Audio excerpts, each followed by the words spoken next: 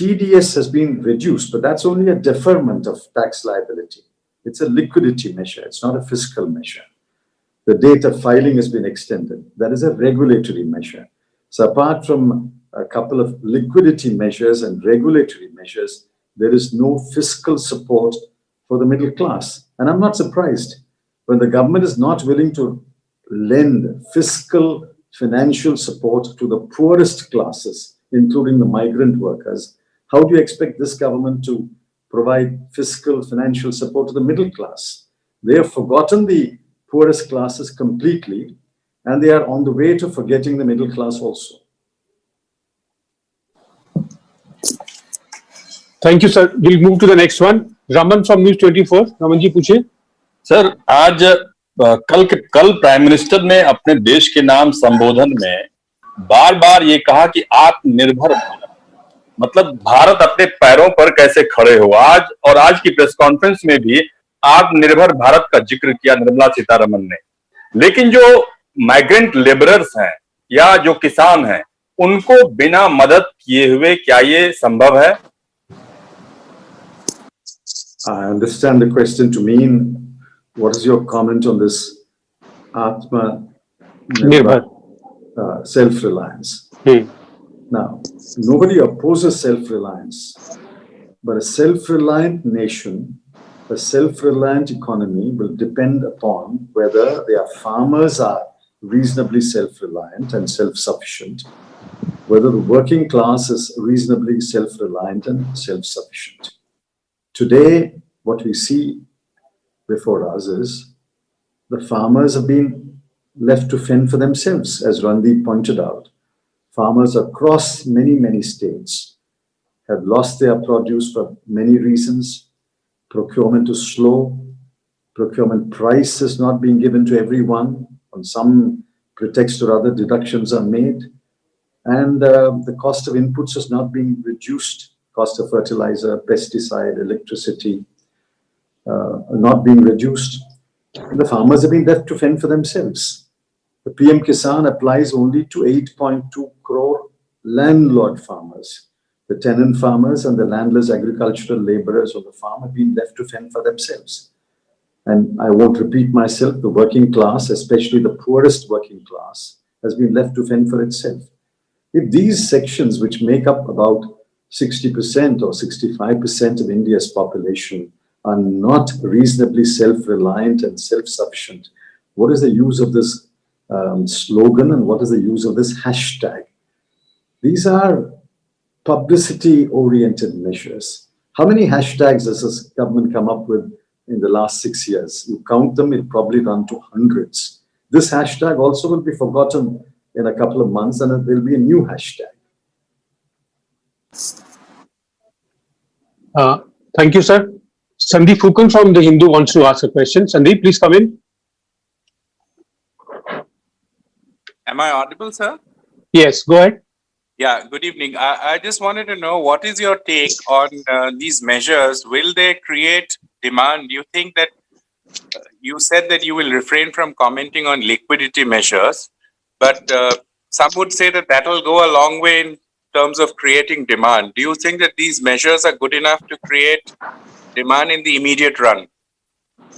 I have not heard of anyone arguing that liquidity measures will operate on the demand side. Fiscal measures operate on the demand side. Liquidity measures operate on the supply side. We could go into the liquidity measures of RBI. What is the net result? The net result is outstanding credit on March 27 and outstanding credit today. It is declined by 1 lakh crore. And of the additional liquidity infused by RBI, the banks have parked back in the RBI almost 8.14 lakh crore today. The liquidity measures don't operate on the demand side. If there is demand, then the supply side will come into play. There is no demand today.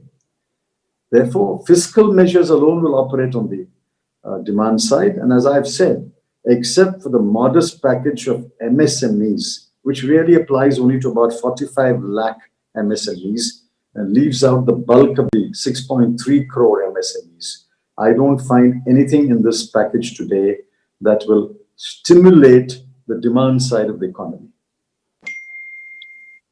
Thank you, sir. Next question, Mosmi wants to ask from Aastak. Mosmi, please come in. Sir, can you hear me? Yes, I can. Right, sir. Sir, I wanted to ask you a question which is a part of the larger global debate that is raging as far as lives versus livelihood is concerned. So, how much of opening of the economy is worth one life saved? Because is the government really going into an unknown territory with the the people just reduced to a laboratory where the experimentation is going on vis-a-vis the risk that they're putting the public to? You see, this binary is wrong. And I want you to kindly disabuse yourself. There is a contradiction between the goals of life and the goals of livelihood. Both are intertwined. There cannot be life without livelihood. There cannot be livelihood without life.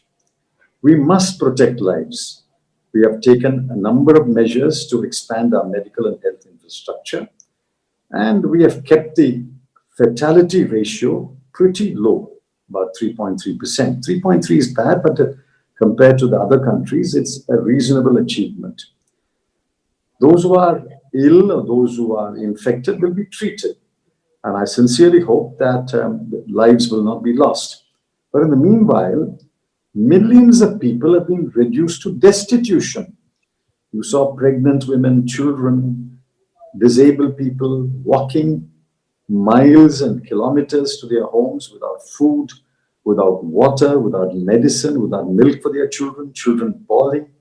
And they say, if we are going to die, let's die here. Let's die in our homes. There is no contradiction between life and livelihood. Government says it needed time to prepare the medical and health infrastructure. They have had now 29 plus 17 plus another 14 days on May 17. That is enough. Now they have to modulate the zoning and the restrictions and the relaxations. And after modulating it, they have to start economic life again. People have to live. People have to earn a livelihood. And that is what I think the Prime Minister hinted. I don't want to anticipate what lockdown 4.0 will be like, but I do sincerely hope that they will take the Congress Party's advice and say that while the broad contours will be laid down by the central government, the actual restrictions and the actual relaxations will be decided by the state governments. And economic life has to start. Thank you, sir. Sir, I have got a couple of requests sent in, sir. This is from Business Standard. Archis wants to know, it's a two-part question. He begins by asking, is the government endangering capital and debt market by putting most of the burden of the package on them? And does the arithmetic of rupees 20 lakh crore add up? It seems the package might not even amount to rupees 12 lakh crore. Your comment, sir. My calculation is, as of today, the package adds up in a generous estimate to about 3.4 lakh or 3.5 lakh crore. I'm taking a very generous estimate, counting the entire MSME package as if it is an outgo. But unless I see money transferred to the poor, unless I see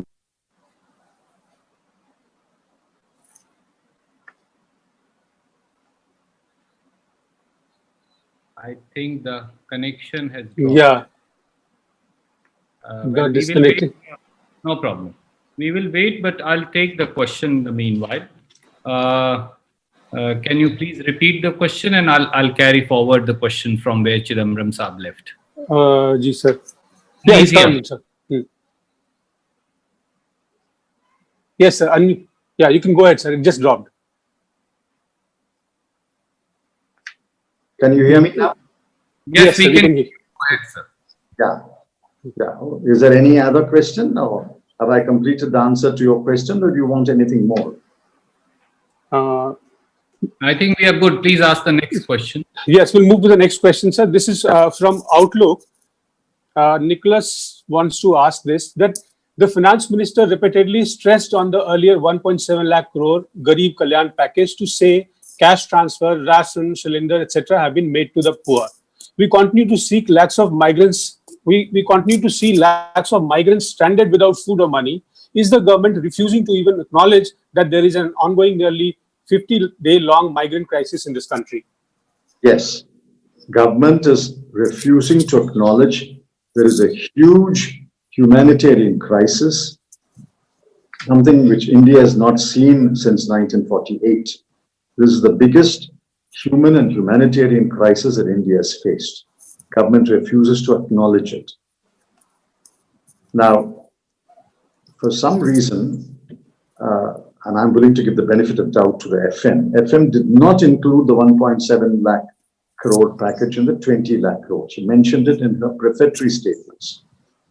I hope she doesn't include it. Prashant? Includes it, that will become a subject of another debate. As I pointed out earlier, the 1.7 lakh crore is actually worth only 1 lakh crore. 60,000 rupees in crore rupees in terms of cash transfer and 40,000 crore rupees in terms of grain transfer. That's effectively worth only 1 lakh crore. If she wants to include it in the 20 lakh, we can include it. But I sincerely hope she won't. Thank you, sir. Niyamika wanted to ask a question. Back onto the floor. Niyamika, please come in. Good evening, sir. In today's press conference, FM has changed the definition for MSMEs and also raised the investment limit for these. While applauding for the move, Union Minister Nitin Gadkari has said that the foundation has been laid for new MSME sector at the core of our future self-reliant economy. Your comments over that, sir, do you believe that these measures announced are sufficient enough to empower MSME sector which are got adversely affected by this pandemic? MSME definitions were long overdue to be changed. These have been in the works for several years.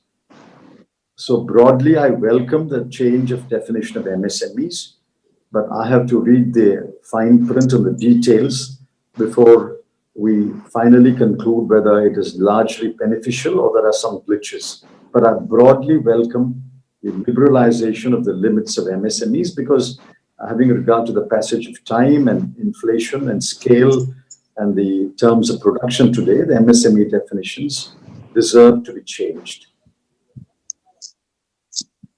Preeti from Sahara TV wanted to ask a question. Preeti, please ask me.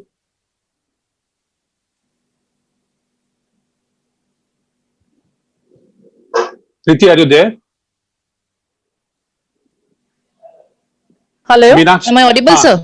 Ji, Yeah, sir, the finance minister basically gave relaxation to all constructions ongoing, be it the government ones or the private ones controlled by RERA. How do you see this? Because there is no relaxation for the middle class people who are basically paying the EMIs of the loans. And so far the relaxation they have received is till June 30th only. And basically that will be extended later on. So how do you see this, the relaxation for 6 months for all the projects? Well, there are two different issues. The contractor's work has been suspended or stopped. Therefore, there's no harm in extending all contracts by 6 months. Anyway, they have to be extended. If 3 or 4 months are lost, they have to be extended. I think what the government is doing, that's what I understood what the FM said, that they're issuing an advisory that all government contracts will be automatically extended by 6 months. But in private contracts, I doubt whether an advisory is sufficient. I'm not even sure whether it is wise to interfere in private contracts. That should be left to negotiations between the contracting parties. But if you want to interfere in private contracts, you can't do it by an advisory. You can do it only by legislation. But as far as government contracts is concerned, is one contracting party, namely the government organization, is willing to extend the contract by 6 months, so be it. I don't find anything wrong there. Thank you, sir. Meenakshi from Sanmarg wants to ask a question. Meenakshi. Sir, Namaskar, Meenakshi Bhattacharya from Sanmarg, Kolkata. Sir, our senior citizen of our country, they are the pillar of our country. In Prime Minister and FM's address, there is nowhere address to the senior citizen at all. Rather, their DA also from pension card deducted, Their rate of interest from savings are also deducted, and they are not, most of them, a lot of them are not getting rent also to survive themselves. So what is your reaction? The Congress party has already reacted and said that we totally disapprove of the reduction of deficit rates, reduction of interest rates on PPF, etc., etc. This is a hard blow in difficult times. Even in normal times, to take a decision of this kind requires great deliberation and consultation. You certainly can't do all these things in difficult times. Hitting at the stomach, hitting at the belly of the vulnerable citizens, and senior citizens are perhaps the most vulnerable. We have totally disapproved of these reductions. Pranav, can we wind up now? Yeah, sir. I think Rahul Mishra is the last question that he's requesting. Okay. Thank you. Rahul, Thanks, unmute sir. yourself. It's unmute. Go ahead. In the past month or so, following the Congress, I have got a point here that Congress party has time and again asked the government to energize the institutions built in the past 20 years to help fight this COVID. To name few are the Narega, Food for All. Even today, there was a call for to rope in Shiksha Mitra, Asha Behne, Anganwadi programs. Do you think government is giving any heed to this advice, or they are just ignoring what you are saying, that these are the institutions that can actually play a very critical role at the time? These institutions can play a critical role. It is because these institutions are operative and working that you have some successful examples in the battle against COVID in Kerala. But these institutions are all under the domain of these state governments, and state governments are bankrupt today. The central government doesn't give them grants and aid. It delays the GST share. It doesn't allow them to borrow more. They have cut wages for their employees. They have frozen the DA and the DNS relief. They are practically broke. And when Chief Minister after Chief Minister pleads with the Prime Minister, give us money, the Prime Minister doesn't respond. He didn't respond yesterday to that call. The Finance Minister didn't say a word about it today. And I pointed out in my opening statement, you must allow states to borrow more.